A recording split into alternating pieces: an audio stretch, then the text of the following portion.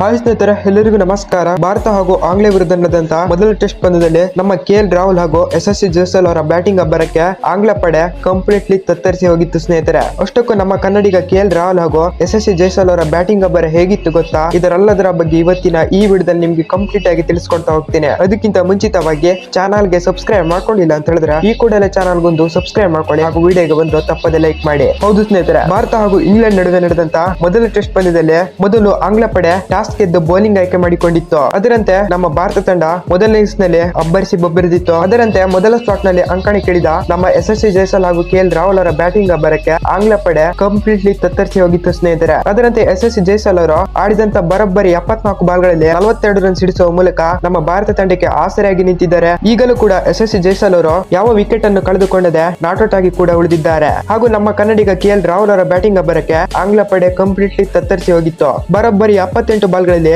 42 run ಸಿಡಿಸುವ ಮೂಲಕ ತಂಡಕ್ಕೆ ಆಸರೆಯಾಗಿ ನಿಂತರು ನಮ್ಮ ಕನ್ನಡಿಗ KL ರಾಹುಲ್ ಅವರು. 42 ರನ್ ಸಿಡಿಸುವ ಮೂಲಕ ಬೇಡನ್ ಕರ್ಸೆ ಅವರಿಗೆ ಔಟ್ ಆದ್ರು. ಈ ಮೂಲಕ ನಮ್ಮ ಭಾರತ ತಂಡಕ್ಕೆ ಬರೋಬ್ಬರಿ 42 ರನ್ ಗಳ ಕೊಡುಗೆಯನ್ನು ನಮ್ಮ ಕನ್ನಡಿಗ KL ರಾಹುಲ್ ಅವರು ಕೊಟ್ಟರು. ಈ ಮೂಲಕ ಪೆವಿಲಿಯನ್ ಕೂಡ ನಮ್ಮ ಕನ್ನಡಿಗ KL ರಾಹುಲ್ ಅವರು ತಲುಪಿದ್ರು. ಮೊದಲ ಸ್ಥಾನದಲ್ಲಿ ಅಂಕಣೆ ಕಿಳಿದ ಸಾಯಿ ಸುದರ್ಶನ್ ಅವರು ಯಾವುದೇ ಪರ್ಫಾರ್ಮೆನ್ಸ್ ಕೊಡದೆ ಕೇವಲ 4 ಬಾಲ್ಗಳಲ್ಲಿ ಯಾವುದೇ ರನ್ ಗಳಿಸಿದೆ ಪೆವಿಲಿಯನ್ ಕೂಡ ಸೇರಿಕೊಂಡ್ರು. ಈ ಮೂಲಕ ನಮ್ಮ ಭಾರತ ತಂಡ ಲಂಚ್ ಬ್ರೇಕ್ ನಲ್ಲಿ 25.4 ಓವರ್ಗಳಲ್ಲಿ 92 ರನ್ ಸಿಡಿಸುವ ಮೂಲಕ 2 ವಿಕೆಟ್ ಕಳೆದುಕೊಂಡಿದೆ. ಇಂಗ್ಲೆಂಡ್ ಪರ ಬೆನ್ ಸ್ಟೋಕ್ಸ್ ಅವರು ಹಾಕಿದಂತ 5.4 ಓವರ್ಗಳಲ್ಲಿ 20 ರನ್ ಕೊಟ್ಟು 1 ವಿಕೆಟ್ ತೆಗೆದ್ರೆ ಬೇಡನ್ ಕರ್ಸೆ ಅವರು ಕೂಡ ಹಾಕಿದಂತ 8 ಓವರ್ಗಳಲ್ಲಿ 23 ರನ್ ಕೊಟ್ಟು 1 ವಿಕೆಟ್ ತೆಗೆದ್ರು. ಈ ಮೂಲಕ ಬೆನ್ ಸ್ಟೋಕ್ಸ್ ಹಾಗೂ ಬೇಡನ್ ಕರ್ಸೆ ಅವರು ಇಂಗ್ಲೆಂಡ್ ಪರ ಆಸರೆಯಾಗಿ ನಿಂತರು. ಈ ಮೂಲಕ ನಮ್ಮ ಭಾರತ ತಂಡ 25.4 ಓವರ್ಗಳಲ್ಲಿ 92 ರನ್ ಸಿಡಿಸಿ 2 ವಿಕೆಟ್ ಕಳೆದುಕೊಂಡಿದೆ.